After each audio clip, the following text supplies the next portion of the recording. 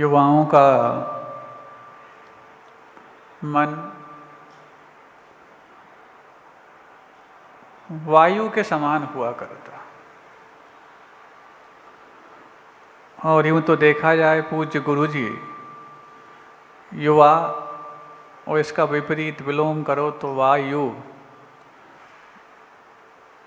क्योंकि जिस प्रकार से वायु चंचल होती ऐसे युवा मन को भी स्थिर कर पाना आसान नहीं होता। कारण उसमें बहुत सारे होते, क्योंकि नया नया उसको बहुत कुछ जानने को मिल रहा होता है, तो जानने की उत्सुकता भी उसको चंचल करती। युवाओं का जो रक्त है, खून है, थोड़ा गर्म भी माना जाता, तो जल्दी से उसका बीपी कभी भी बढ़ जाता, इसलिए भी चंचलता हो जाती। और विज्ञान के मुताबिक समझें तो बहुत सारे उसके भीतर हार्मोन्स डेवलप होते। हालांकि ये कौन से हारमोनियम से उनने जाना ये तो वही जाने, लेकिन फिर भी मान लेते थोड़ी देर के लिए, इससे भी चंचलता बढ़ जाती है। और साथ ही साथ सबसे अधिक कोई बाहर की वस्तुएं किसी को प्रभावित और आकर्षित करना चाहती हैं तो वो युवाओं का मन ही होता है जिसको आकर्षण वो देने का और प्रलोभन देने का प्रयास करते। इससे भी उस आकर्षण और प्रलोभन के कारण भी चंचल हो जाता। और भी अनेकानेक कारण हो सकते हैं। इस बीच में भी यदि कोई अपने भीतर की उस संस्कृति की ओर निष्ठा रखने वाला युवा हो तो इन सब चीज़ों से प्रभावित हुए बगैर वो जीने का तो प्रयास करता, लेकिन माहौल उनको जीने लायक हो जरूरी नहीं होता। ऐसे में कुछ एक युवा होते हैं जिनकी दास्तां और जिनका रास्ता कुछ हटके होता, और उन्हीं युवाओं में से कोई विवेकानंद बन जाते तो उन्हीं युवाओं में से कोई विद्याधर बन जाते हैं।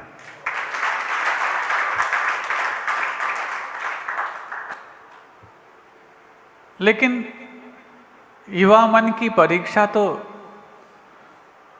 प्रकृति की प्रत्येक वस्तु लेने का प्रयास करती है। और परीक्षा इस रूप में भी लेती कि तुम्हारे भीतर स्थिरता की सामर्थ्य कितनी है, तो इस रूप में भी लेती कि तुम यदि कभी किसी प्रकार से स्थिर होना चाहो तो इन प्रश्नों के जवाब तुम्हारे पास कितने हैं जो तुम्हें डिगाने के लिए हम तुम्हारे ऊपर प्रहार कर रहे हैं। और अक्सर प्रश्नों के जवाब जब व्यवस्थित नहीं होते तो भी अपने आप में वो कुछ अनुत्तर सा पा करके, निरुत्तर सा पा करके उत्तर प्रदेश में भले ही रहता हो स्थिर नहीं रह पाता। उत्तर प्रदेश वालों, क्योंकि ये अपना चातुर्मास उत्तर प्रदेश में प्रथम है और आगरा में भी प्रथम है, और इस बार जो कार्य हुए हैं और होने जा रहे हैं वो सब भी प्रथम ही हैं।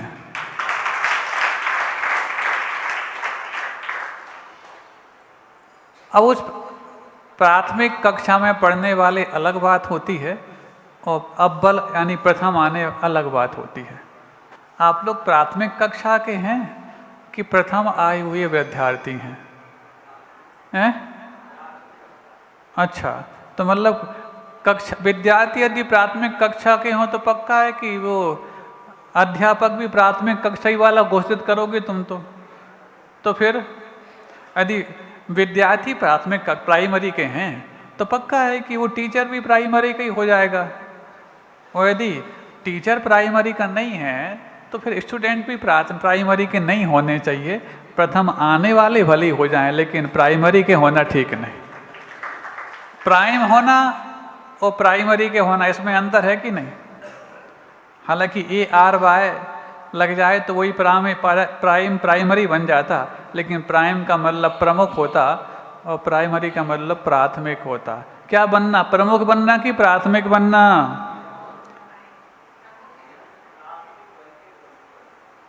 संभल के बोलने लग गए हैं लोग, कम से कम इतना तो समझ गए कि हाँ, और कुछ भी बोले तो फिर खतरे से खाली नहीं होगा।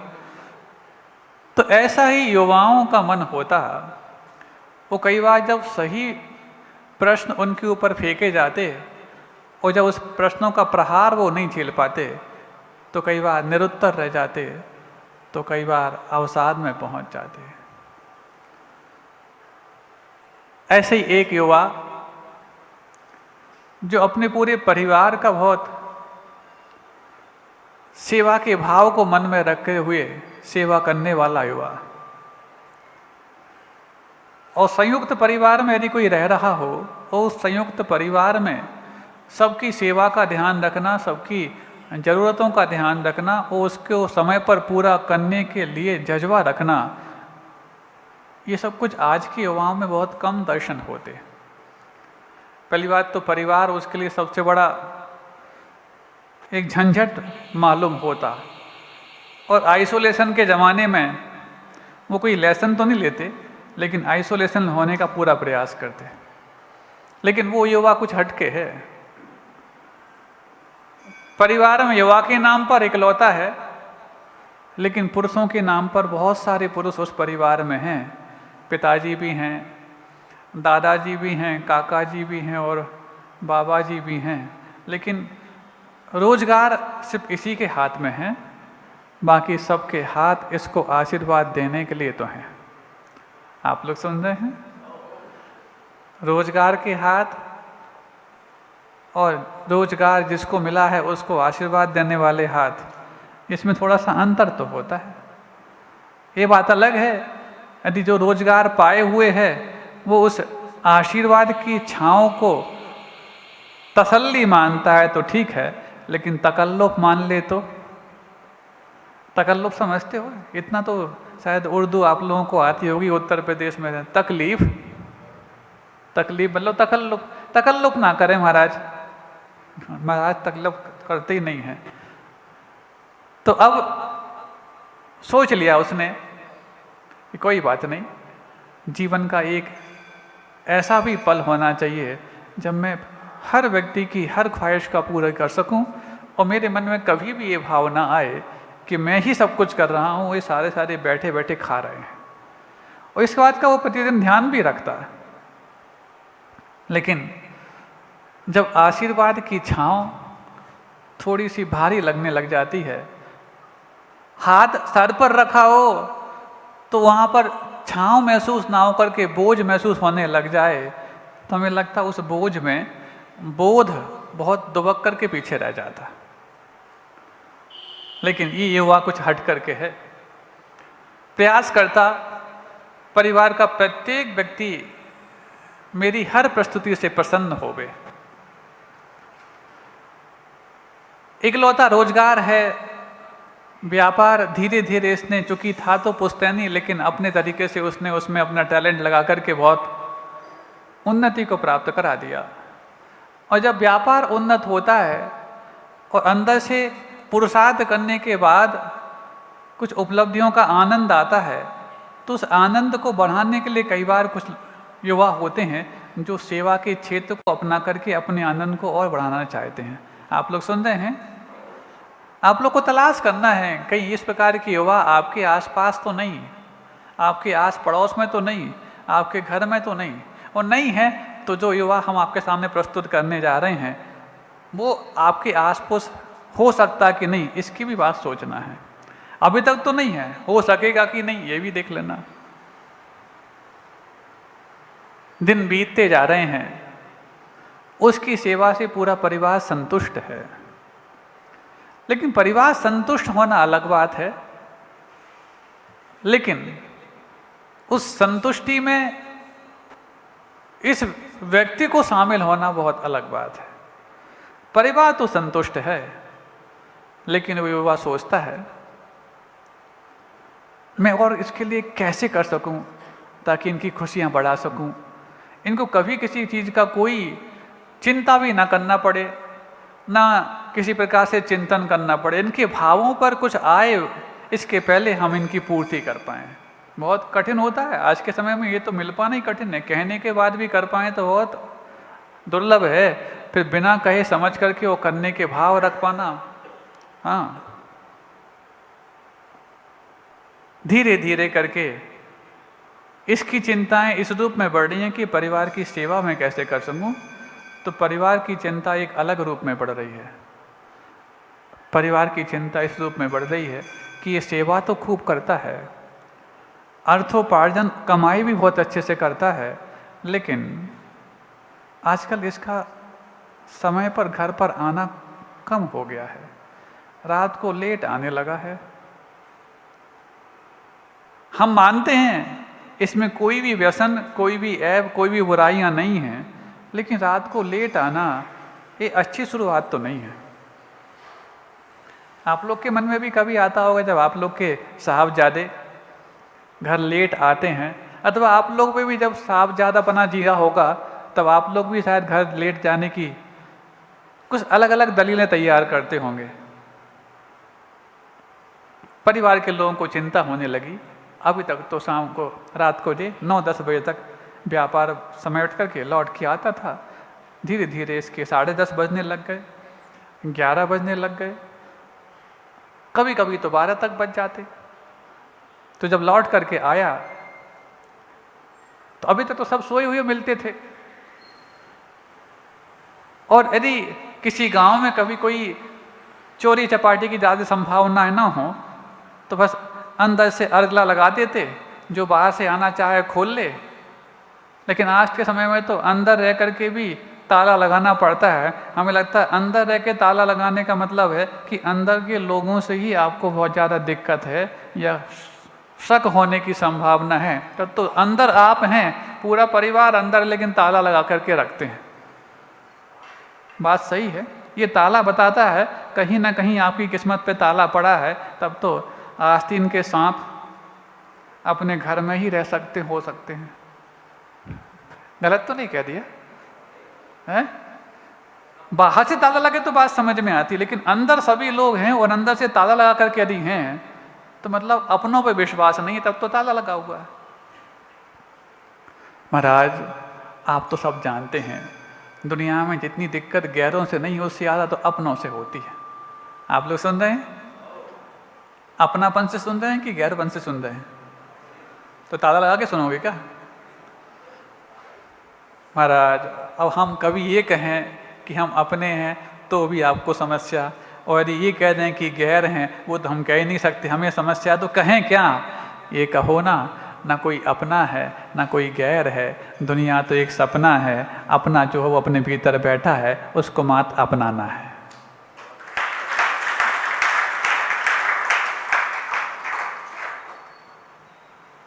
अभी तक कोई जागता हुआ नहीं मिलता था, लेकिन एक बार जब रात को 11 बजे लौट करके आया, वृद्ध दादी जो थी वो जागती हुई मिली। बेटा इतनी लेट? हाँ वो आज थोड़ा सा ग्राहक लेट तक आए। तो ग्राहक तो 12-1 बजे तक भी आ सकते थे, तुम 11 बजे बंद करके क्यों आ गए? दादी भले ही थी, वृद्ध भले ही थी, लेकिन उसके बावजूद भी उसने जो प्रश्न किया है उस प्रश्न में बहुत सारे उत्तर छुपे हुए हो सकते हैं। नहीं थक गया था तो 11 बजे थक गए तो 10 बजे भी थक सकते थे। जब उफ करना ही है तो 11 बजे तक क्यों किया? दादी अब चूंकि पहली बार ये प्रश्न आया तो युवा को जल्दी बुरा नहीं लगा, उसके पास जाके पहुंच जाता है, तुम क्यों जाग रही हो? नहीं आ रही क्या? चलो मैं थोड़े से पैर दबा दूं, सो जाना। आज के समय में ऐसे हुआ मिल सकते हैं कि दादी यदि कोई प्रश्न करे तुम लेट क्यों आए और पैर दबाने लग जाए। हाँ गला दबाने की बात आए तो अलग बात है, पैर दबाना तो संभव ही नहीं है। तो उसने कहा तुम क्यों जाग रही हो? बेटा तू दिन भर मेहनत करता है, सबकी ज़रूरतों का ख्याल रखता है, और मैं इतना भी ख्याल न रख पाऊँ, और मेरी तो वृद्धावस्था है, नींद आती भी कहाँ है, और मैं इतना भी ख्याल न रख पाऊँ कि जो पूरे परिवार को, इतने बड़े संयुक्त परिवार को पाल रहा है, उसके लिए मैं इतना भी ध्यान रहूँ कि उसको नींद ढंग से आती कि नहीं आती, ढंग से खाता पीता है कि नहीं खाता। अब दिन भर तू रहता है वहाँ पर, पता नहीं कैसे खा पाता होगा, क्या करता होगा, सुबह तो खा के जाता है, शाम को टिफिन पहुँच जाता है, उसके बाद तेरी देखो तू नया नया है, मुझे तजुर्बा है, यदि युवा अवस्था में खाने पीने में कोताही बरती जाती है तो बाद में जाके बहुत सारी बीमारियां घेर लेती हैं। अभी तो तेरे लिए कम से कम चलते फिरते हाथ पैर, लेकिन समय पे खाएगा नहीं, समय पे सोएगा नहीं, तो बीमारियां यदि हो जाएंगी तो तकलीफ किसको होगी? अरे दादी सहन कर लूँगा ना। बेटा तकलीफ सिर्फ तुझे होती तो तू सहन कर लेता, लेकिन जब तकलीफ पूरे परिवार को होगी तो सहन कैसे कर पाएंगे हम लोग? इसलिए बेटा समय पे आ जाया कर। ठीक है, ध्यान रखूँगा। बात आई गई होगी, उस दिन का जो कुछ भी शो था वो तो पूरा हो गया। यहाँ शो पूरा हुआ, वो जाके सो गया। थका हुआ है तो नींद तो जल्दी आ ही जाती। लेकिन अब चूंकि एक बार में यदि किसी चीज को आपने ऑड नहीं माना, जो गलत ट्रैक पर है, तो वो चीज कॉमन बन करके कब आपको बार बार घेरती रहेगी कह नहीं सकते। कुछ दिन ठीक था, 10 बजे तक लौट आता था, फिर अचानक फिर रूटीन चालू हो गया, कभी 11:30, कभी 12। होता है ना आप लोगों के यहाँ भी? महाराज आज तो युवा भी बोलने लगे, बोले महाराज पापा मम्मी लोगों को तो आदत पड़ी हुई है, खुद 12 बजे तक जागते रहें तो कोई दिक्कत नहीं है, और यदि हम घर से बाहर 12 बजे से लौट करके घर पे आएँ तो तमाम तरह के कसीदे कस दिए जाते हैं। भाई आप भी तो जाग रहे हो, आप अपने हिसाब से अपना काम कर रहे हैं, हम अपने हिसाब से काम कर रहे हैं। हालांकि वो थोड़ा समझदार था, जब वो 11:30-12 पे आए, अभी तक तो दादी माँ जागती हुई मिलती थी, अब जा कर के माँ भी जागी हुई है। बेटा पता नहीं तुम्हें घड़ी नहीं मालूम थी 12 बज चुके हैं? अरे माँ मालूम तो था, लेकिन आजकल पता नहीं ये ट्रेंड क्या हो गया है, ग्राहक अक्सर रात को ज़्यादा आते हैं। तो ग्राहक भले ही आए, लेकिन जिससे तुम्हें सिर्फ पैसा ग्रहण करना है उसको ग्राहक मानते हो, लेकिन जिससे तुम्हें गुणों को ग्रहण करना, क्या अभी उनको ग्राहक नहीं मानते क्या? हम सब भी ऊर्ध्वगमन स्वभाव वाले हैं। जैसे वो पसीना की चिकनाई उस मक्षिका को जो स्वच्छंद उड़ने वाली थी, ना उड़ने के लिए कारण बनती, ना उठने के लिए कारण बनती, ठीक ऐसे ही हमारी निस्संग आत्मा जो किसी से साथ लेकर के नहीं चलती, किसी से दबी हुई नहीं, ऊर्ध्वगमन स्वभाव वाली है, लेकिन राग द्वेष की चिकनाई अथवा पसीना की बूंद जब इस पे गिर जाती है तो पंखों पर गिरने के बाद जैसे वो पसीना आपके पास सामर्थ्य कितना भी हो उड़ने नहीं देता, ऐसे वो राग द्वेष की पसीना तुम्हारे पास सीना में कितना भी दम क्यों ना हो, मुक्ति का सुख होने नहीं देता। अहिंसा परमो धर्म की